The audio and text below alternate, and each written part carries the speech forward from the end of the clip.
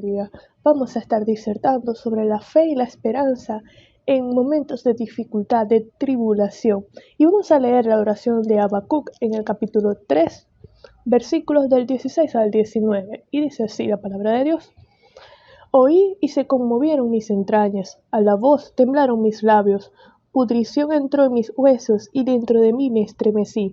Si bien estaré quieto en el día de la angustia, cuando suba al pueblo, el que lo invadirá con sus tropas. Aunque la higuera no florezca ni en las vides haya frutos, aunque falte el producto del olivo y los labrados no den mantenimiento y las ovejas sean quitadas de la majada y no haya vacas en los corrales, con todo yo me alegraré en Jehová y me gozaré en el Dios de mi salvación. Jehová el Señor es mi fortaleza, el cual hace mis pies como de ciervas, y en mis alturas me hace andar. Esta es una oración hermosa que profesa la fe, la confianza en el Señor en medio de la tribulación. Ahora, ¿cuál es el contexto de este pasaje? Si nosotros leemos los primeros versículos del capítulo 1 de Habacuc, dice así, los versículos del 2 al 4. ¿Hasta cuándo, oh Jehová, clamaré y no oirás? Y daré voces a ti a causa de la violencia y no salvarás. ¿Por qué me haces ver iniquidad y haces que vea molestia? Destrucción y violencia están delante de mí, y pleito y contienda se levantan. Por lo cual la ley es debilitada y el juicio no sale según la verdad. Por cuanto el impío asedia al justo, por eso sale torcida la justicia. El libro de Habacuc, profeta, fue contemporáneo con los profetas Jeremías, Daniel y Ezequiel, y él inicia su libro con unas interrogantes hacia Dios, consternado por ver la maldad que había en el pueblo de Judá. Los últimos 4 reyes que había tenido Judá eran hombres malvados, perversos, que rechazaron a Dios. Y en este contexto, Habacuc, le escribe a Dios, le dice, Señor, ora a Dios, y le dice, Señor, ¿por qué permites que el justo sea oprimido por el malo? ¿Por qué permites que la maldad prospere? Aparentemente los que hacen iniquidad son los que están por encima del justo, lo están atropellando, la justicia sale torcida, hay maldad, se ha proliferado en tu pueblo la maldad. Y si bien es cierto que Israel era el pueblo escogido por Dios, habían abandonado a Dios y se habían ido tras los pecados de las naciones que Dios había echado para darles a ellos el territorio. Entonces, Habacuc se consternado por el mal que estaba viviendo en su época, similar a la época de nosotros, y si nos colocamos en los zapatos de Habacuc, podríamos decir, Señor, ¿por qué si yo te sirvo o yo te sigo o yo creo en ti, pues tengo que vivir esta circunstancia? ¿Por qué tengo que padecer? ¿Por qué tú permites que tus hijos sufran? ¿Por qué tú permites, Señor, que tus hijos pasen por problemas, por dificultades, por enfermedades, por necesidades? ¿Y por qué permites que tus hijos vean la maldad?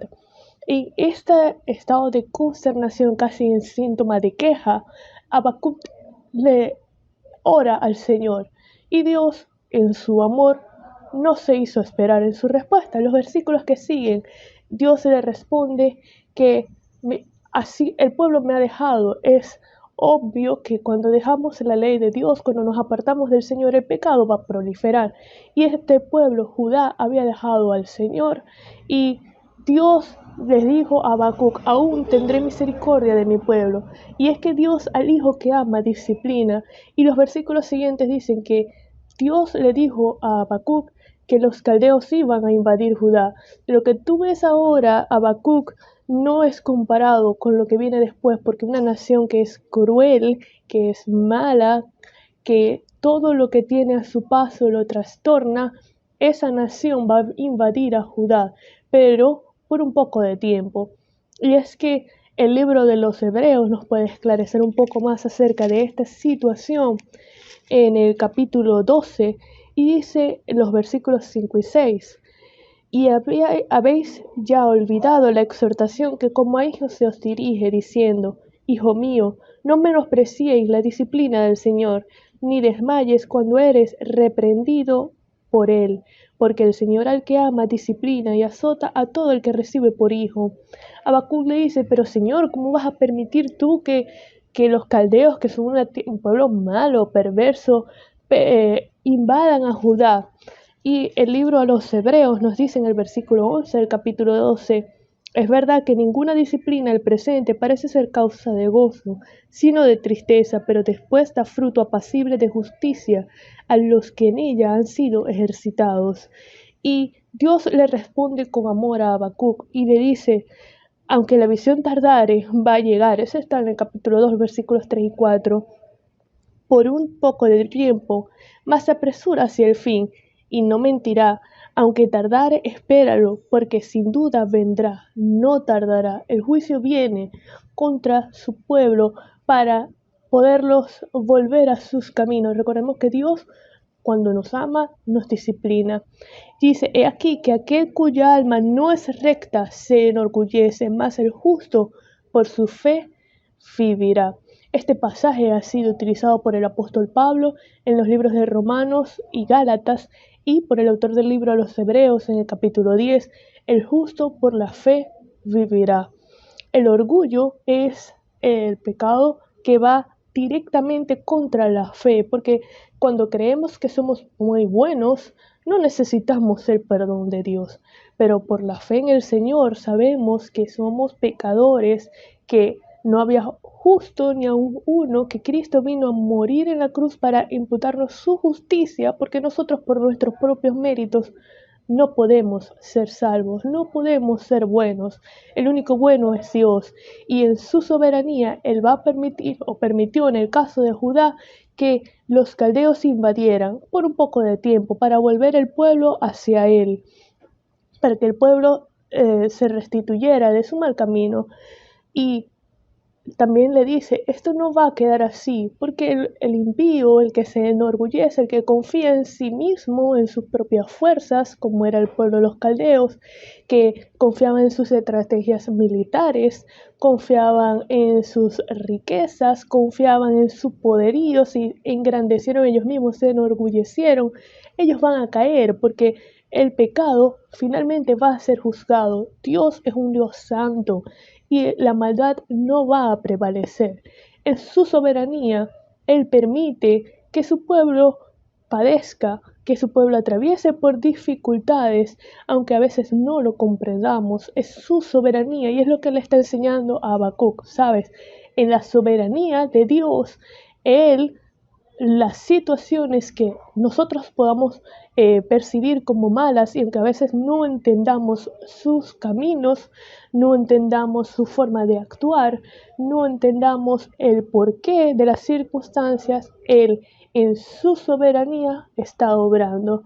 Y así como lo dice el libro, así como lo leímos ahora en Hebreos y lo dice el libro de Primera de Pedro, el crisol de la prueba, así como purifica el oro, así como el oro se purifica a través del fuego, el crisol de la prueba purifica nuestra fe y el padecimiento purifica, forma nuestro carácter para que cada día crezcamos espiritualmente y nos parezcamos más a Cristo.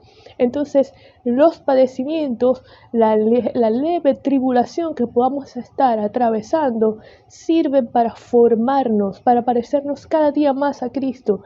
Y eso es lo que Dios le está tratando de decir a Habacuc. Yo voy a utilizar a un pueblo que ciertamente es un pueblo malo. Los caldeos eran malvados, eran perversos, eran malévolos, pero los voy a utilizar para que mi pueblo se vuelva a mí, para que ellos puedan volver su rostro a mí y a su ley. Entonces vemos que el capítulo 2 continúa el Señor hablándole a Habacuc, diciéndole que escriba la profecía, porque ciertamente la maldad no va a prevalecer sobre la bondad de Dios, ni sobre su justicia, y esa maldad va a ser castigada y hay una serie de ayes sobre aquellos que son malos. El versículo 20 del capítulo 2 dice así, mas Jehová está en su santo templo, calle delante de él toda la tierra. Nosotros creemos en un Dios que es vivo, un Dios que es santo, un Dios que es bueno, que en su soberanía permite circunstancias que a nuestro parecer no entendamos. Es parte del proceso. Recordemos que lo que está errado o la dificultad no la tiene el Señor. Él es soberano, es perfecto, es omnisciente, omnipresente, omnipotente. Nosotros tenemos una visión limitada. Nosotros somos finitos y a veces no comprendemos todos los procesos sino hasta el final. Y eso es lo que Dios le estaba enseñando a Habacuc. Y es allí donde empieza la oración de Habacuc. Y vamos a leer los versículos y dice así: oí el capítulo 3, versículos 16 y 17. Oí y se conmovieron mis entrañas, a la voz temblaron mis labios, pudrición entró en mis huesos y dentro de mí me estremecí. Si bien estaré quieto en el día de la angustia, cuando suba al pueblo el que lo invadirá con sus tropas. Habacuc entendió que no se podía enfrentar a Dios. Nosotros no podemos quejarnos ante Dios. Aprendemos de Habacuc que todas las inquietudes que tengamos, todas las dudas las presentamos en oración, todas las interrogantes a Él. Y Él sin duda nos va a hablar a través de su palabra, de su Espíritu Santo, obra en nuestra vida cada día. Pero Habacuc, él entendió la voluntad de Dios y dice, aunque en su profecía, me estremecí por completo, si bien estaré quieto, aceptó la disciplina del Señor en el día de la angustia, cuando suba al pueblo el que lo invadirá con sus tropas. Un proceso importante que nosotros debemos aprender es a aceptar la disciplina del Señor y no a rebelarnos ante ella, porque el aceptar la disciplina del Señor va a permitir que nosotros veamos en qué pecados estamos cometiendo y va a permitir al Espíritu Santo obrar en nuestras vidas. Habacuc aceptó la disciplina del Señor y aún hizo una profesión de fe. El versículo 17 dice: aunque la higuera no florezca ni en las fides haya fruto, aunque falte el producto del olivo y los labrados no den mantenimiento y las ovejas sean quitadas de la majada y no haya vacas en los corrales. Es decir, aunque no haya trabajo, aunque no haya comida en la mesa, aunque haya enfermedad, aunque no haya tratamientos, aunque haya pandemia, aunque haya tribulación, aunque haya problemas económicos, aunque haya problemas familiares, aunque haya el problema que haya, aunque venga un pueblo opresor y los tenga oprimidos, valga la redundancia, aunque venga un pueblo y los invada con todo y que la higuera no florezca, es decir, con todo y que pasemos necesidad. Habacuc está diciendo, no importa la necesidad, no importa la circunstancia, no importa el sufrimiento o el padecimiento, no importa que no haya trabajo, no importa que no hayan bienes materiales, no importa que tengamos o que padezcamos lo que tengamos que padecer por la disciplina del Señor. El versículo 18 y 19, con todo yo me alegraré en Jehová y me gozaré en el Dios de mi salvación. Jehová el Señor es mi fortaleza, el que hace mis pies como de ciervas y en mis alturas me hace andar. La confianza de Habacuc creció porque entendió que la disciplina del Señor es para el bien de su pueblo y que en su presencia hay plenitud de gozo. Cuando lo tenemos a Él no nos hace falta más nada. Ciertamente Dios utiliza el sufrimiento o la circunstancia para fortalecernos, para afirmarnos, para establecernos, para que nosotros crezcamos espiritualmente, pero nunca nos va a abandonar porque Él tiene cuidado de nosotros. Y aunque padezcamos por un leve periodo de tiempo, el sufrimiento no es eterno, el sufrimiento es por un poco de tiempo, es momentáneo, pero al final tendremos la esperanza de que pasaremos la eternidad con Él. No importa las carencias que podamos estar teniendo en estos momentos, no importa las aflicciones que podamos estar atravesando, no importa las circunstancias, Dios es fiel, es el Dios de amor, de misericordia, de bondad, y ese Dios maravilloso, nuestro Dios, está vivo, permanece en nosotros, su presencia nos acompaña en todo tiempo y tenemos la esperanza viva de que en Él está nuestra victoria. Aunque no la veamos en este momento, aunque la visión tardare en llegar,